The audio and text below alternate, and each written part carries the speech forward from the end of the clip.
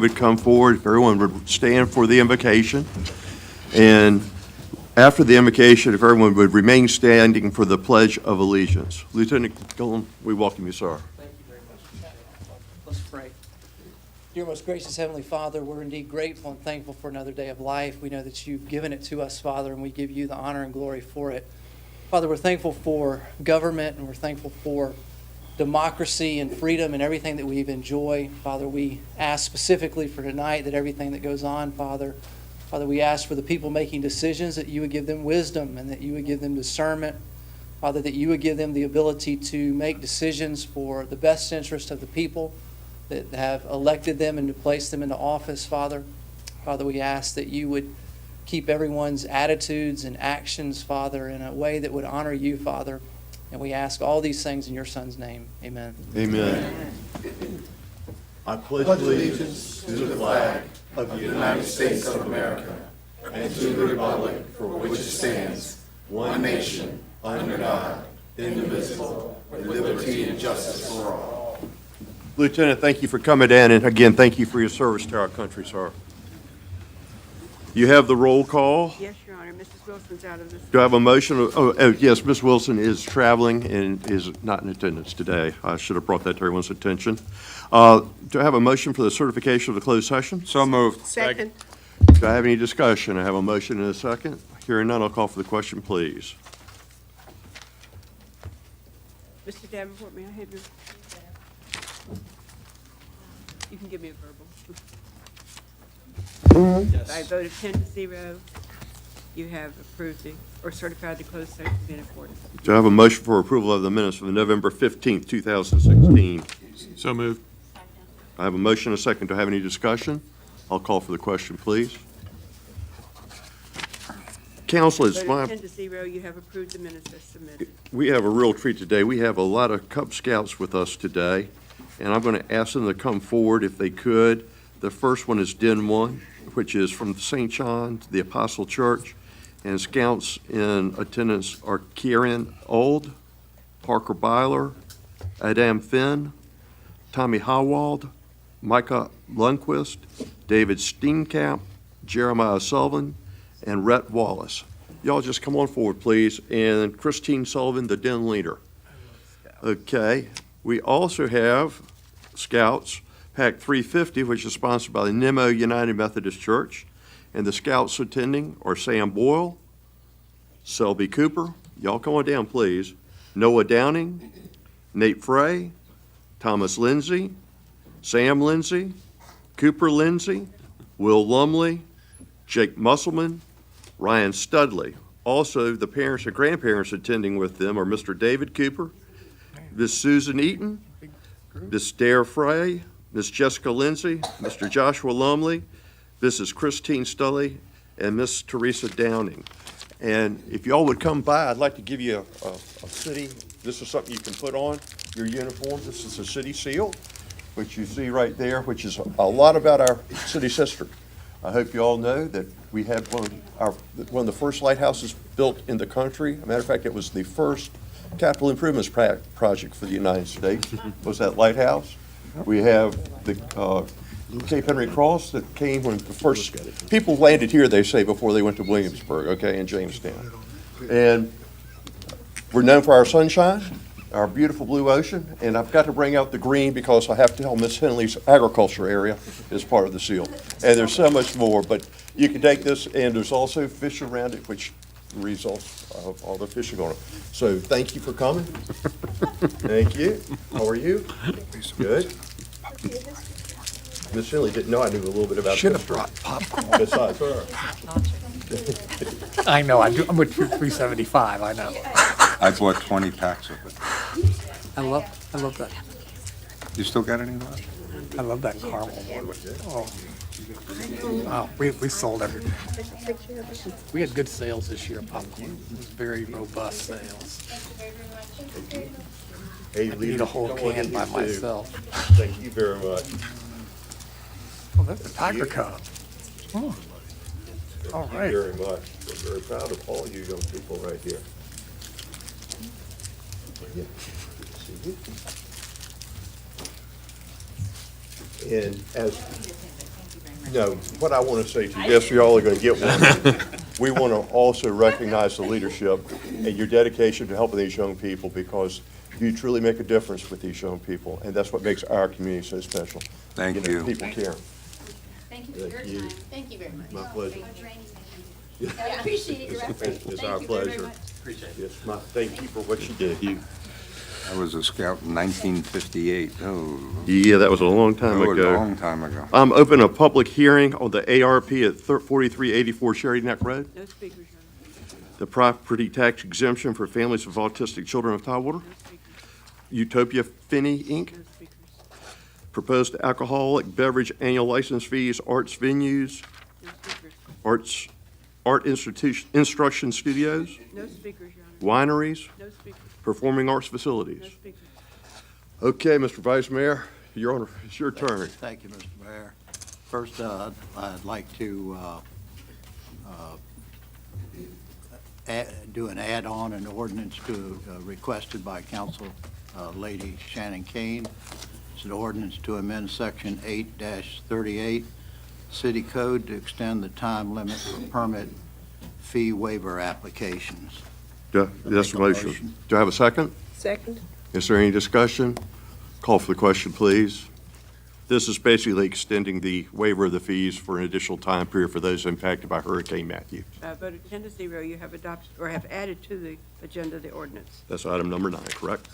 Under the consent agenda, for ordinances and resolutions, item I-1, which is ordinances to amend the city code, A, section 10-1, to rename the polling place for the Oceana precinct, B, sections 18-49 and 18-50, Ray alcohol beverage license taxes.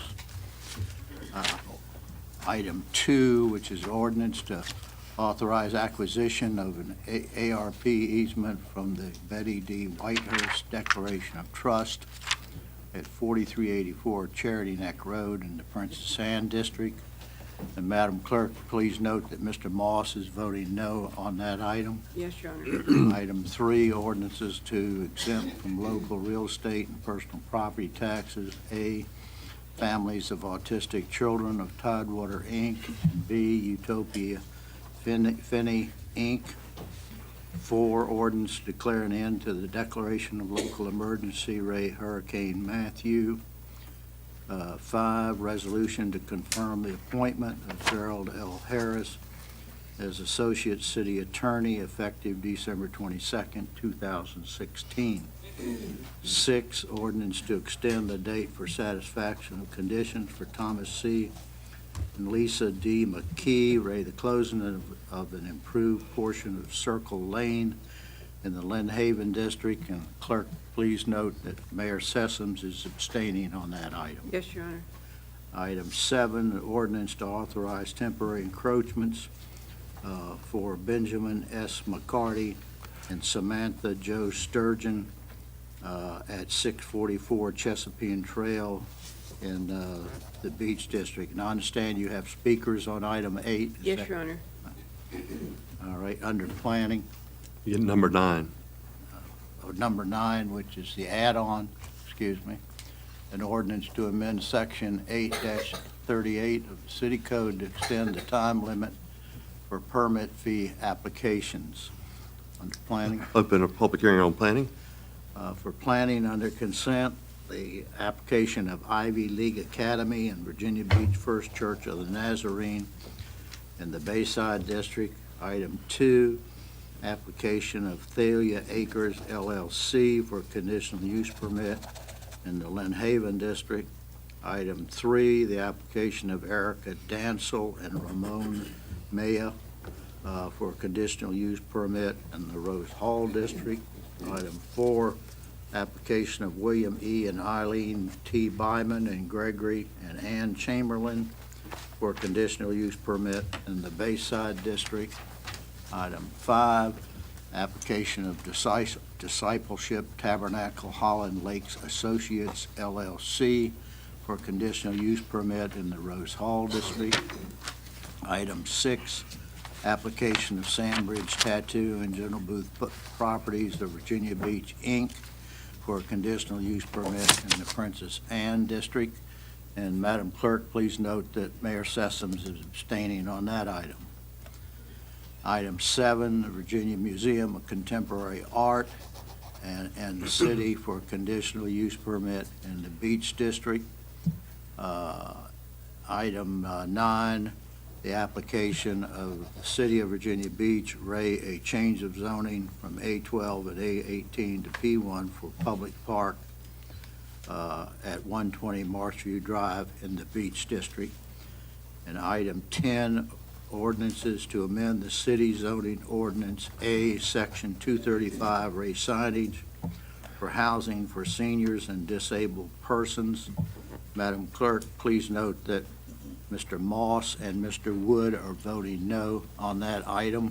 Yes, Your Honor. Item B is Section 111, 401, 501, and 1110, Ray residential care for seniors. C, Section 1110, Ray residential care for seniors. And D, Section 111, Ray definition of major entertainment venue. And Madam Clerk, please note that Mr. Moss is voting no on item D. Yes, Your Honor. So moved, Mr. Mayor. I have a motion. Do I have a second? Second. Do I have any discussion? I'll call for the question, please.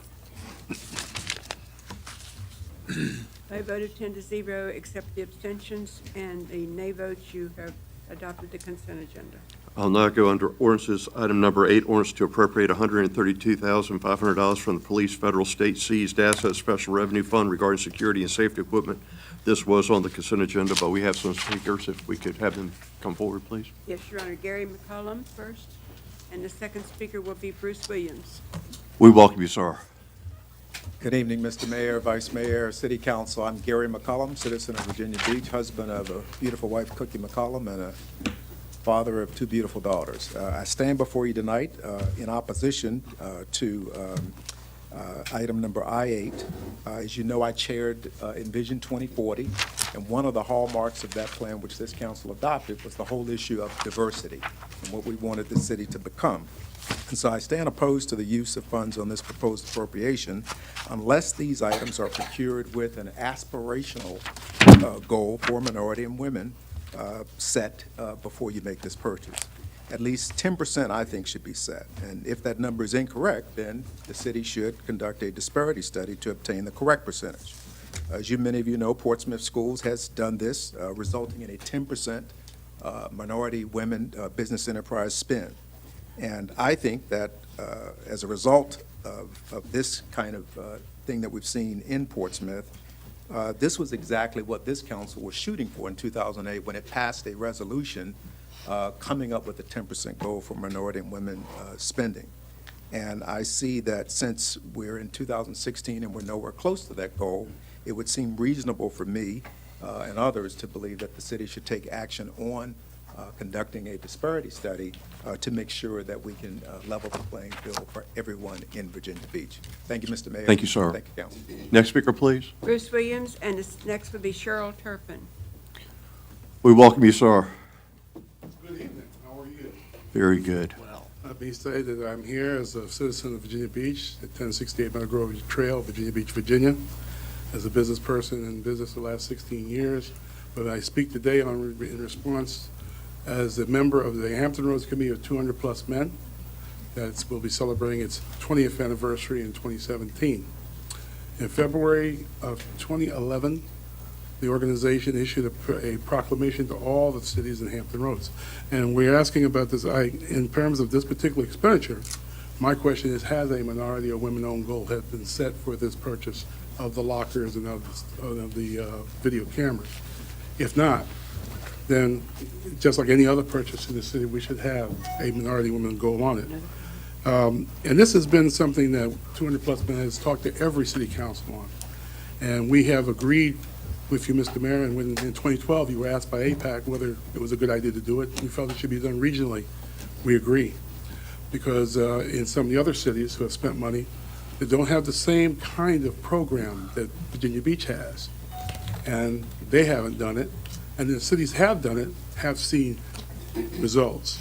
Full disclosure, In my professional life, I'm the outreach coordinator for Portsmouth Public Schools program, in which part of that program, which was generated by a disparity study and a program to back it up, has been in operation. And I know it is mentioned about mixed results. Well, in the first 6 years, from 2006 to 2010, when they didn't have a program, they spent $99 million and had 4% minority women purchasing in terms of the spend. From 2013 to 2015, since they've had the program and done the study, they spent $44 million, but have generated 10% minority women spend. The year last year, fiscal year 2015 ending, was a 13.7% women and minority spend. And in some cases, that was also the CIP area. The reason why we're pushing on all of our cities in Hampton Roads to do this, because we have a courthouse in Norfolk, that's $122 million, which had 8% one minority, 4% women. And in our own situation here in our great city, our CIP was, in terms of the old donation school, $62 million project, 0% minority participation, 2.47% women participation. What's important here, I think, is that as a great city, and I believe I live in a great city, and since I'm speaking for a group, I do believe I have 10 minutes on this. Great cities in great regions have done disparity studies. For the last 10 cities in the area, in the United States of America, that have generated growth, of those 10 cities, 9 of them have done disparity studies. That includes Houston, New York, Dallas, Los Angeles, Phoenix, Atlanta, Miami, San Francisco, and Seattle. The only one that hasn't done one. Thank you very much for your comments, sir. You've run out of time. Thank you for coming down. Next speaker, please. Cheryl Turpin, and the next would be Andrew Jackson. We welcome you tonight. Thank you. Very excited to be here. First of all, good evening, Mayor and Council sitting members. I'm Cheryl Turpin. I'm a longtime member, citizen here in the city of Virginia Beach. And I have a question in regards to this $132,000 money that's being seized and how the purchasing of these items is going to go forward. And I want to know, is there a minority women's goal for the purchasing plan for these items? And if not, then a disparity study should be issued and conducted to create a plan that will include minority and women in this purchasing plan. So I'm just asking you for your consideration to conduct this plan. Thank you very much. Thank you. Next speaker, please. Andrew Jackson, and the next is Rosa Helm Turner. We welcome you, sir. Good evening. Mayor Sessoms, Vice Mayor Jones, and other council members, city manager, city attorney, and of course, Madam Clerk. My name is Andrew Jackson. I'm a resident of Virginia Beach for a while. So good evening. Now with regard to this proposed appropriation, I oppose that, and I oppose any city funds for the purchase for any purchase that's proposed as an appropriation, especially for this $132,500, unless there's a minority and women percentage goal set to purchase. I just think it's fair. At least 10% goal should be set for all purchases and contracts. And if that number is incorrect or arbitrary, then the city should conduct a disparity study to obtain correct percentage based on measured regional availability. In fact, regional study was preferred by our mayor, present mayor, in 2012. Signed, resolution made. And so I would quote that, and it says Virginia Beach and Norfolk should team up to do it. That was your words, Mayor. Not mine, your words. I find it puzzling that the mayor can write an op-ed piece full of misleading information opposing a study when in 2012 he was for the study. Again, Mr. Mayor, I would ask you, what's changed? Thank you, sir. Next speaker, please. Rose Holmes Turner and Sharon Brown will be following.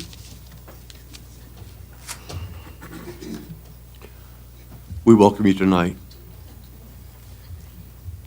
I'm Rose Rosa Holmes Turner, and I am a descendant right here from Blackwater, Virginia Beach. It's the Reed Hardy Holmes family, and I live in Smithfield, Virginia. I'm a stakeholder and a landowner in Blackwater, Virginia Beach, and I do oppose the appropriation of this funding. I am a small business owner, Class A builder, residential and construction, and I am a graduate of the Virginia Beach Contractors Institute. So I encourage you to do a disparity study. I graduated from your program, I graduated from the state program, and I've yet to get a contract in Virginia Beach. Look forward to do business in Virginia Beach, but I would encourage you to allocate funding for your disparity study, so that way we can definitely make sure that we can do contracting in Virginia Beach. The disparity study that was done in Virginia was the one that implemented the micro business enterprise project that now allows small business owners and minority business women owners to do business 10,000 and below, no competition. So I encourage Virginia Beach to do that. We look forward to doing that. So in your appropriation, because we are taxpayers here, I may not live here, but I still pay my taxes here. And we So I want to thank see that the taxes go where they need to go and appropriating for a disparity study. Thank you so much. Thank you very much. Next speaker. Sharon Brown.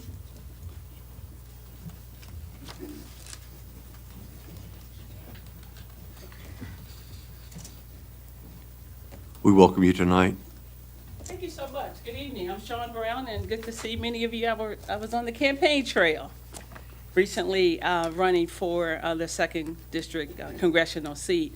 I am also here to urge the and stress the need for the disparity study. As a former military and government contractor myself, having started to come to your nice meetings and efforts to convene the minority community in Hampton Roads back in the 90s. I came here in the 90s to participate because I was invited by a number of the businesses here. I think it's important that we, or you as a council, especially mayor and council members and staff, take a look at where we are in the world today. At the end of this month, there will be no minority representation on Virginia Beach City Council. That's a tragedy, and that's an issue that I think that you might do well in looking at some other ways to work with the minority community, the small business community, the women-owned business community, because as it will perhaps reflect in your financial annual reviews, that the federal funds that you do get and even the allocation of the state money and the city money that you're working with now really does require that you consider reaching out more. Congratulations on your final efforts and the work that you've done. I sincerely hope that the council here supports some of the things that you have started, including the African American Cultural Center. So I do think that please take a look at it. You're now going to be one of the largest, I think, if not the largest city in the state of Virginia without minority representation. It is going to be incumbent upon you to understand the new role, perhaps, that you will need to play in 2017. Thank you so much. I just wanted to come and echo, you've got the statistics, you echo a number of the comments made tonight. So there are other people besides Bruce Smith who want to come. I started coming here in the 90s. There are other organizations and businesses that want to see you take that step to make sure that you're willing to move forward. Thank you very much. Any other speakers? That's all, Your Honor. Do I have a motion?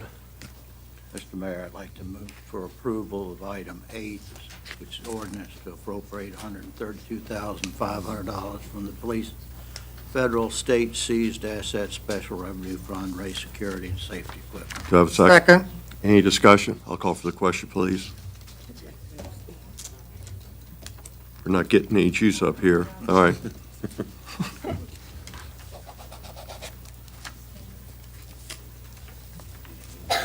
Dr. Ross Hammond is abstaining.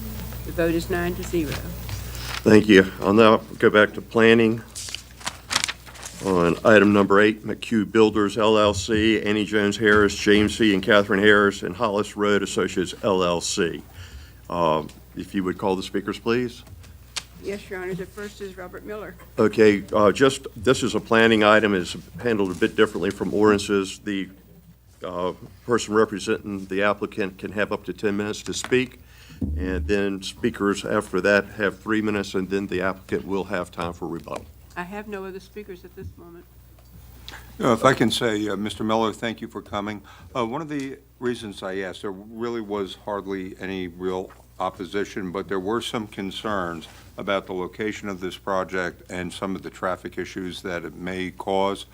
And then also there was a fact that I spoke to Mr. Frankenfield about, that staff did, deny this, but from what I understand, for practical purposes, that, it may be worthwhile to go forward. But I just wanted to afford for the Glenview Civic Association some of their concerns that I asked Mr. Miller to address on the traffic due to where it's located. Thank you, Mr. Miller. Mr. Miller, if you'd be kind enough to do that. I'm Bob Miller. And welcome. Professional engineer, thank you, sir. And I am not a traffic engineer, I want to make sure and say that up front, but I will answer the questions that were sent to me specifically by the Glenwood Civic League, which was yesterday. And what the primary concerns were with regard to the intersection of Independence Boulevard and existing Indian River Road. As you may know, this particular piece of land, it will be a residual after new Indian River Road 7 is built, and that's scheduled for beginning 2019 and 2020 is the utilities move and then the construction. The concern that I understood and what is relayed to me in the email was that there, and if you don't mind, I'll read part of this if that would be okay, because I don't want to misquote it. We see the number of units decreased. That was a different subject. The entrance on Indian River Road, Independence, was an issue, as there were to be no more ingress-egress points along the road, which is why Indian Point had to be constructed with its only access being through Glenwood. As I said, this is literally an island of property after. Can you put that next slide up, Kevin? After the take for Indian River Road 7, we're left with the triangle. We have no adjacent property owners. And by the way, the Harris family is here represented, and Paul Warner with Hollis Road Associates, so they're here with me. So we can't go out on any other road, and we can't tie into, obviously, the development of Glenwood. Plans are drawn if Indian River Road has been realigned, as if it has been realigned. Well, I can give you a document that'll show you the full amount of acreage, 4.37 acres, which was the land that is there now. And then afterwards, after the take for Phase 7 of Indian River Road, it's 2.66 acres. And if it would be helpful, I have a graphic. I'll tell you what, I'll give that to you. Okay.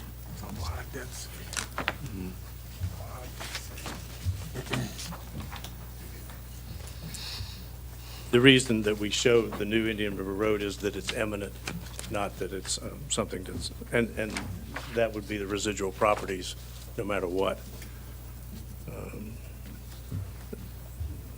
The person who wrote this, who was Carol Lauren, said this is a very misrepresenting presentation by showing Indian River Road Phase 7, which was also expressed. And we did meet with them, but it's been some time back. Having an entrance too close to Independence on Indian River, existing Indian River, when the traffic is coming from a blind curve was the concern.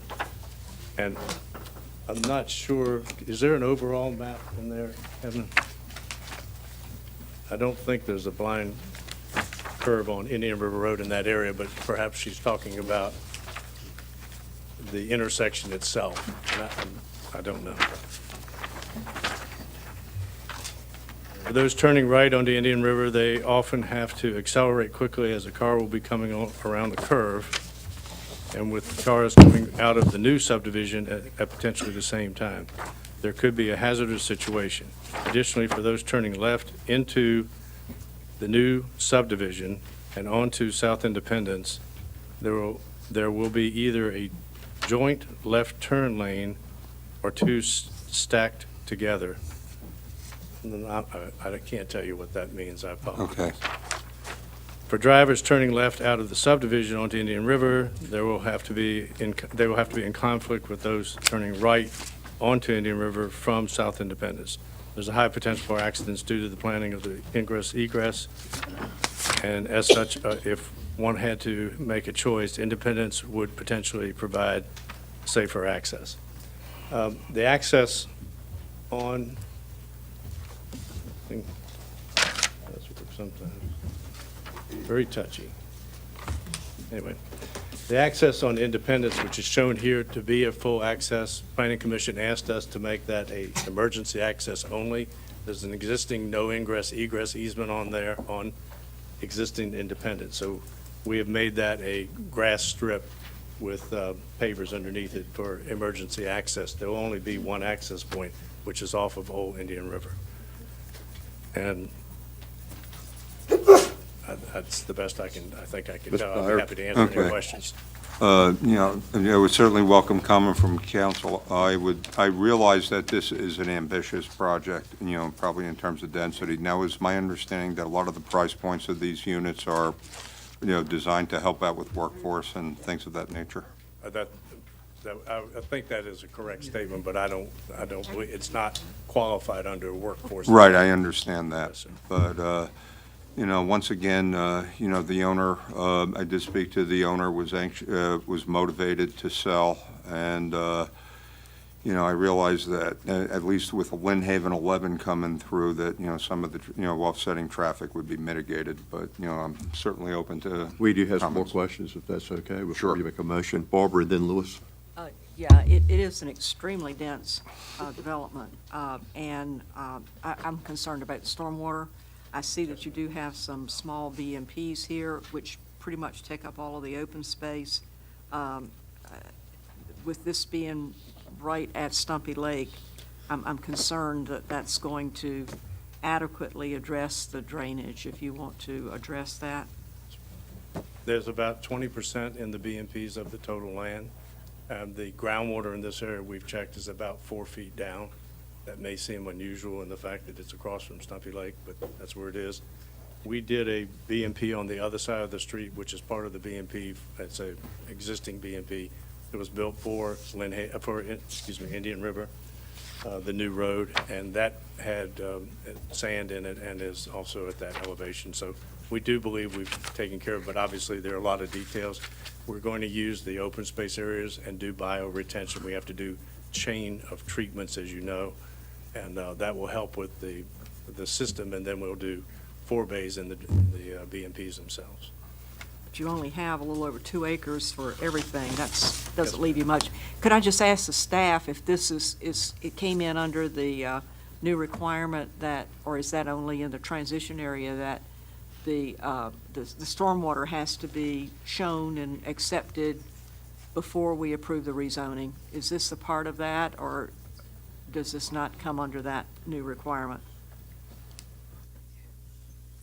This item came in before the comprehensive plan was reviewed, so our interpretation is that if it has been around for quite a while and they have worked through the process, that we didn't make them go back and provide that detail. But any application that comes in after the comprehensive plan is approved, then we apply the requirement for a very detailed preliminary design for stormwater.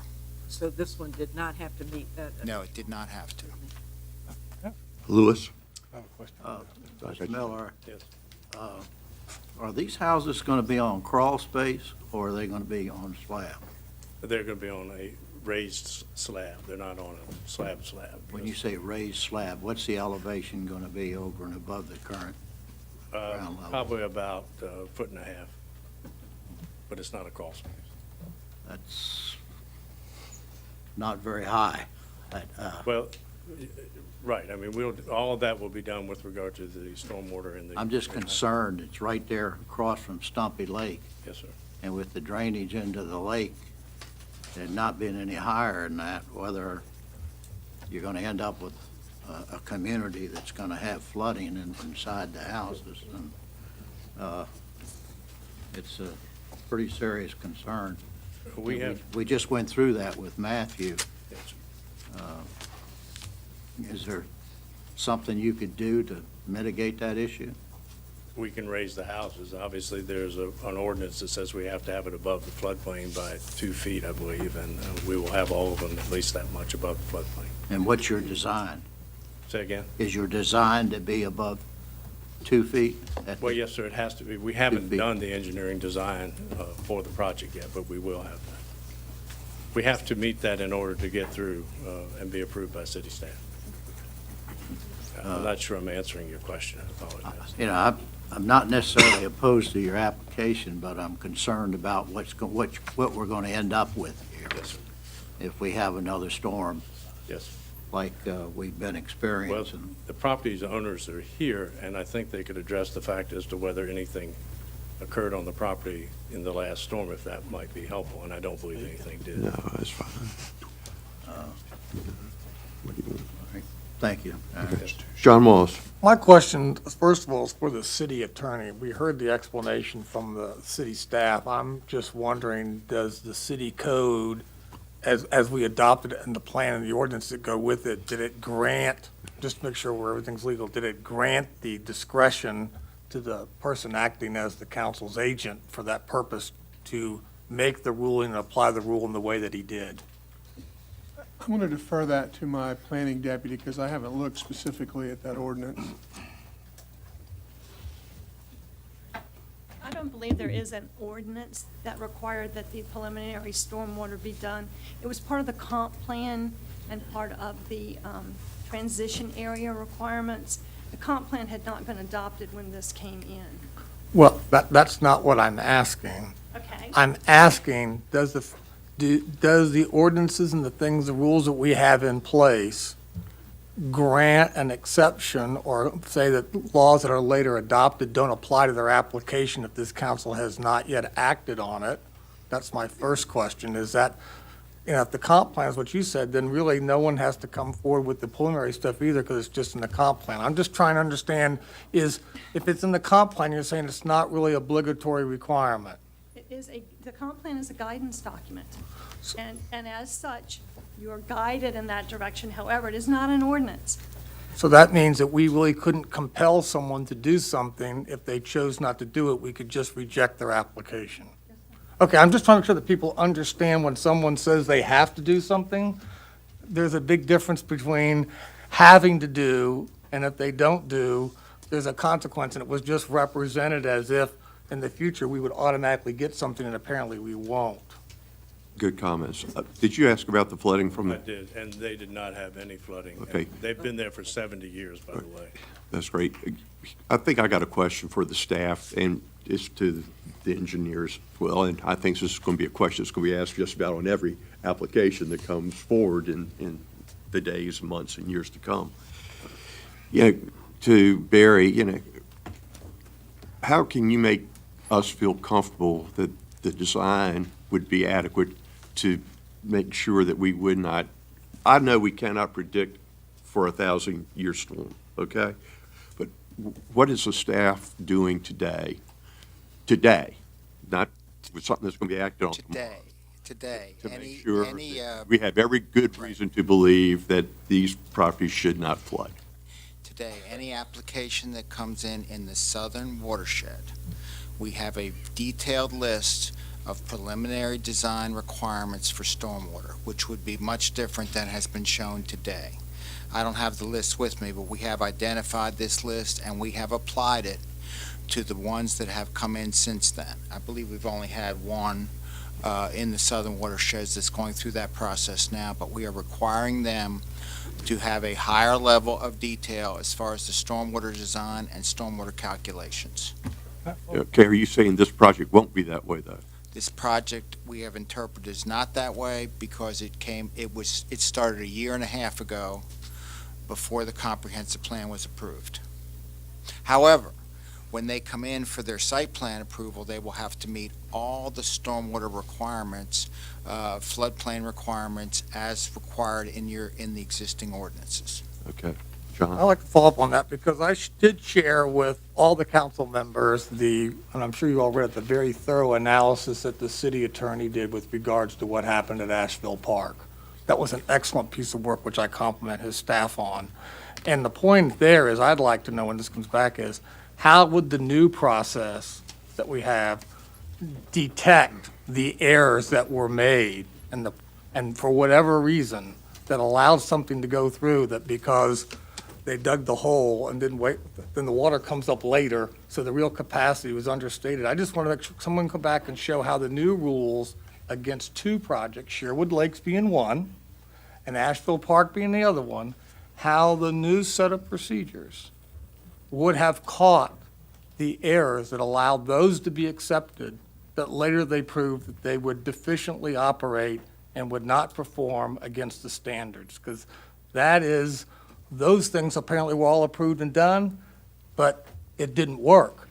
And which causes me to have somewhat lack of confidence that when we say here we have it under control, I don't have any factors that tell us that, in fact, it is under control. That's not prejudicial to your application, I don't like because it's density, but it does get to the heart of our confidence factor. Your question, Mr. Mayor, is how do we know what's the reliability? There's no guarantee, to Right, make I know, that clear. I understand, but engineering estimates look at impervious surface, how much rain in a 24-hour period, how much in an hour period, what's the flow rate, what's the end state discharge capacity to absorb. Those are all engineering calculations which can be done with competent reliability. But if any piece of that falls short of what you thought was going to be true, like the capacity of the lake wasn't what you thought for good reasons and the error was made, well, then the whole thing falls apart. Only way we're going to know that is by applying the new rules to two situations where it didn't work and show me how it would have caught those mistakes. And then we get confidence about the reliability of the estimates that we get. Good point. Other questions or comments? Well, Please. just a comment, and looking at, these 29 proposed townhouses and envisioning what we've been seeing over in Windsor Woods with the folks who, lost everything and so forth, we're at a point now of not wanting to repeat what has happened before.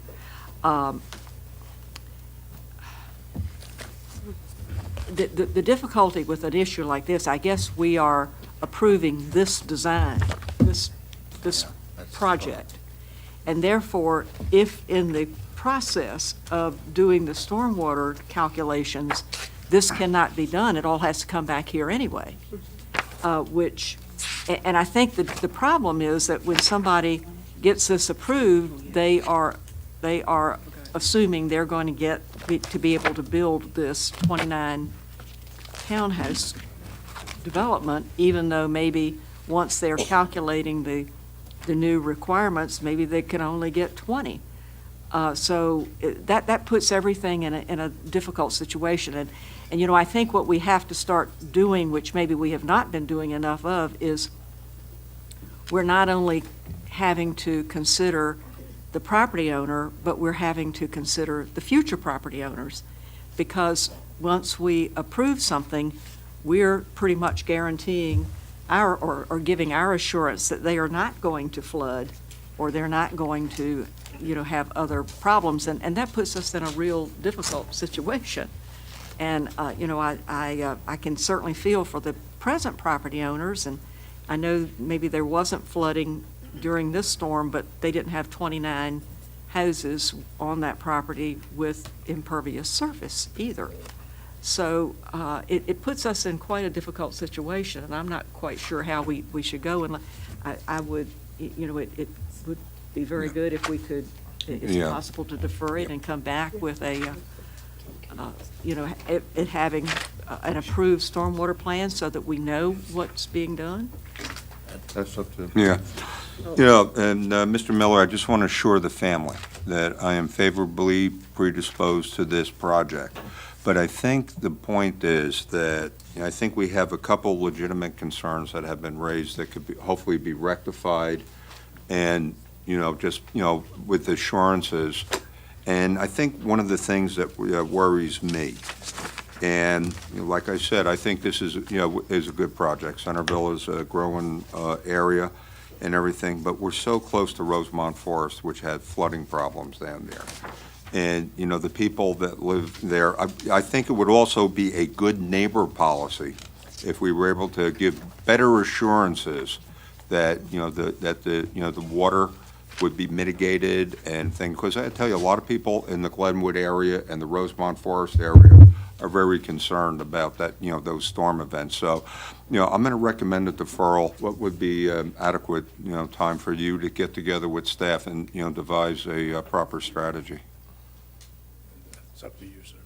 I think we maybe go into January a little bit. 60 days? Yeah, 60 days, but, but once again, please, assure the family that, we're here to just work this out. And, but once again, we want to be good neighbors. And I think that when you put and I think one of the objections that's our staff had to the project, that, it didn't fit into the true character of, the neighborhood and everything. But once again, once this is built and they become part of the neighborhood, it's going to be great. But once again, I think that, the concerns expressed by my colleagues on council, I am sure that we put the great minds together, we'll come up with some good assurances. So I recommend a 60-day deferral. Motion. I have a motion and a second. Discussion. I would just add one thing.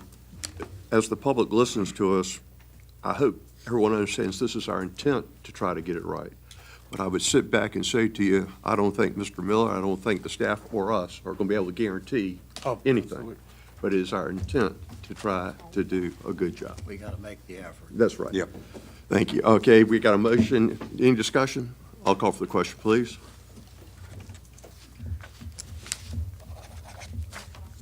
We need your verbal. Sorry, I missed that last part. We were talking. Yeah. Motion was to defer. Okay, we have a 9-0 vote and one abstention Thank you. on the deferral. Okay, very good. Council, there are no appointments to be made. Is there any unfinished business? Yes, Yes, over ma'am. here. I just wanted to mention where at least I had abstained because I felt maybe there may be a conflict and maybe I can talk with others afterwards. So this is why you saw I abstained on that one. Thank you, ma'am. Is there any new business? We will adjourn. Thank you so very much.